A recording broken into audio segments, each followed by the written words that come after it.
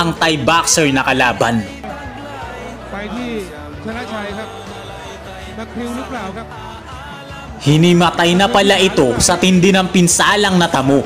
Iyak ng iyak ang corner niya at sinusubukang gisingin pa siya, ngunit hindi na talaga pwede at nakomatos na siya. Kaya iyak ang kanyang pamilya at ang mga tao na nanunood sa arena. Isang Pinoy na mukhang maamo, totoy na totoy at bagito, dadayain pa sana, kaya lang muntik niya mapatay ang kalaban niya. Si Dexter Alimento ay nasa Cagayan de Oro at lumalaban pa rin po sa flyweight division at isang sikat na boksingero. Ang kanyang alamat ay minsan niyang ginulat ang mundo ng boxing sa bansang karamihan sa mga boksingero na dumayo dito ay bigong manalo dahil sigurado na magiging luto ang laban. Knockout lang talaga ang pag-asa mong manalo sa isang Thailander na kalaban kung sa baluarte ng Thailand gaganapin ang inyong laban. Ngunit ibahin nyo po ang isang Pinoy na totoy na inakala ng lahat na first round lang ang itatagal sa kanilang undefeated na kababayan. Pero kung tatagal naman hanggang desisyon ang resulta ng laban, ay meron silang backup plan. Sigurado na mas mataas ang makukuha sa bawat round ang puntos ng Thailander na kanilang kababayan. Kaya naman, karma is real talaga ang nangyari sa laban na ating pag-uusapan.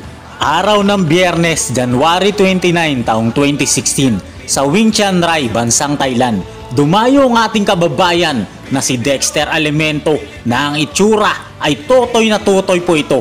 Makakalaban niya ang undefeated na Thai boxer na si alias Chanchay CP Pressmart para sa WBC World Youth Minimum Weight Championship. น็อก3 ครั้งของเขา9ครับต้องยอมรับเลยทีเดียววันนี้ท่านดร.พงศ์นะครับวิเศษของทางเพชรยินดีบ็อกซิ่งโปรโมชั่นวันนี้แต่ว่ากระดูกมวยไทยประเภทแข็งโป๊กครับ ต้องไม่ลืมนะครับว่าอาริเมโตนั้นต่อย9 ครั้งน็อก6 ครั้งนะครับน็อก6 ครั้ง อันตรายมากๆเลยคุณชัยทัศน์เป็นแชมป์เยาวชนของสภามวยโลก WBC นะครับโอ้โหไม่ได้นะอย่ารับนัดวันนี้ชนะชัยสอบผ่านไหมวันนี้ ต้องบล็อกครับต้องบล็อกให้ดีครับหมดยกที่ 1 Sa round number 2, ganun pa rin ang senaryo, lamang pa rin sa patama si Dexter Alimento.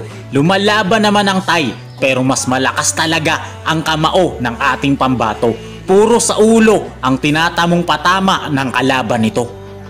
Toyota Motor ประเทศไทยจำกัดนะครับจัดมวยแบบนี้ให้คมนะครับโอ้โหระดับแชมป์โลกเอาเราวิเคราะห์อย่างเดียวนะครับ ตั้งตัวขึ้นบนแล้วโอ้โห2 ยก Round number 3, sugod ng sugod ang Thailander. Naging madali naman kay Dexter na patamaan ng offender. Dikita ng labanan at puro ulo ang inaasinta ng ating kababayan. โดยคุณชัยชนชัยพัชกูล ใครน็อกใคร ครับตอนนี้โอ้โหแฟนเหนียวยก3แล้ว Round number 4, walang ingat ang Thailander. Sugod pa rin ang sugod sa ating pambato na si Dexter.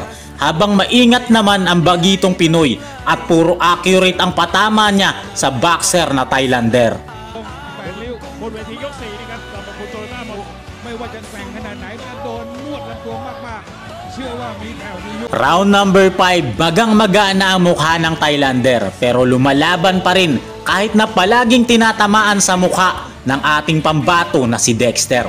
Maganda ang palitan ng dalawang boksingero pero mas nakakalamang po talaga dito ang ating pambato. ตัดสินด้วยนะครับขอบคุณด้วยเลยทีเดียวมาลุ้นกันต่อบนเวทียก5วันนี้ครับตูเกอร์ปูเซินนะครับดูผู้สายชนมาที่นี่เลยทีเดียวแล้วก็ซีดีน่าด้วยนะครับหลอดไฟในวีดีด้วยครับธนชัย ตั้งใจมากนะครับการป้องกันตำแหน่งครั้งนี้ของ Sa round number 6, nanunood pala ang girlfriend ng kalaban. Mukha itong diwata ng Thailand.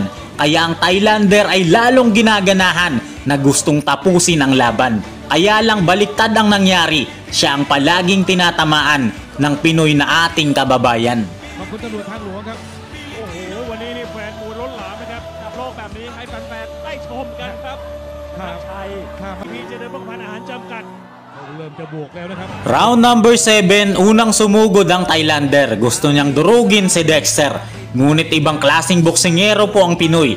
Hindi ito basta tinablan sa mga suntok ng kalaban. Tinanggap niya ng buo at siya ay nakipagsabayan. เบนิโต้นะครับต้องยอมรับอดีเบนิโต้โอ้โห Defeated at tinaguri ang Pedrin Gibran o boksingerong singtigas ng bato ng Mexico at bata pa ito ni Erik Morales, parang saging na nabuwal nang makatikim ng isang napakalakas na suntok galing kay Cuadro Alas Janrel Casimero. Bueno, lo que pasa es que fue confiado Pedro el primer round. At ito ay si Pedro Guevara, ang tinawag nilang Pedrin Gibran na sa salitang Grego na ang ibig sabihin ay mandirigma na singtigas ng bato. Paano ba naman? Napakaganda po kasi ng record nito. Hindi man lang ito nasaktan o napabagsak man lang ng kanyang mga nakalaban. Undefeated at meron itong 18 wins, walang talo at isang draw.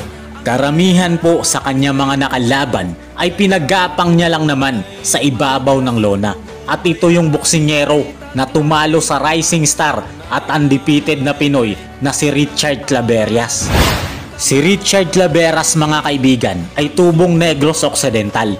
Napakatindi po ng kartada ng kababayan natin ito sapagkat ang kanyang dosing panalo, ang lahat ng mga kalaban ay tinapos niya sa pamamagitan ng KO. Sa makatuwid, ang kanyang record ay 12 wins with 12 knockout, 100% power ratio. Pero ang Pinoy rising star natin na si Richard Claveras ay first round lang ang itinagal sa malabato na boksingero ng Mexico at bata ni Erik Morales na si Pedro Guevara. Ricardo López Nava, señores y señores, amables amigos de la... Se ha ido con todo y está tirando a quemarropa, doctor. Cuidado, meter, golpear, se le va, ahí está, mira, ahí lo ganó. Al gancho, a la zona hepática.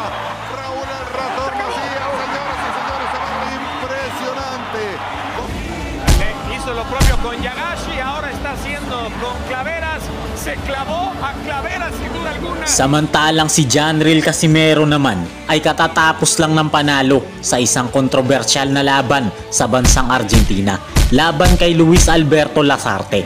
Walang nagawa ang pandaraya ng boksingerong ito at nawasak talaga sila ni Cuadro Alas Janrel Casimero.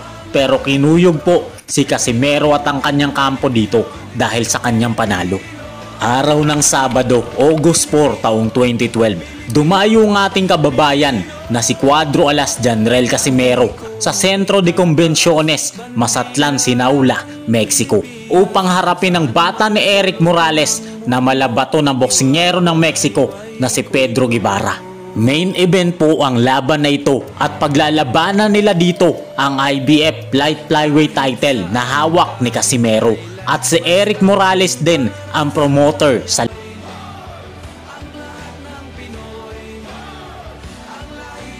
pero isang napakalakas na uppercut ang pinakawala ni Cuadro Alas na parang saging na nagpatumba sa malabato sa tibay na Mexicano na kalaban niya. Pasa ahí. Bueno, ahí lo que pasa es que fue confiado Pedro el primer round. At dahil malabato nga ito, parang walang nangyari. Tumayo agad siya, binilangan siya ng referee at kayang-kaya pa daw niya. Pero atras na lang siya ng atras dahil sobrang agresibo at lakas talaga ni Cuadro Alas.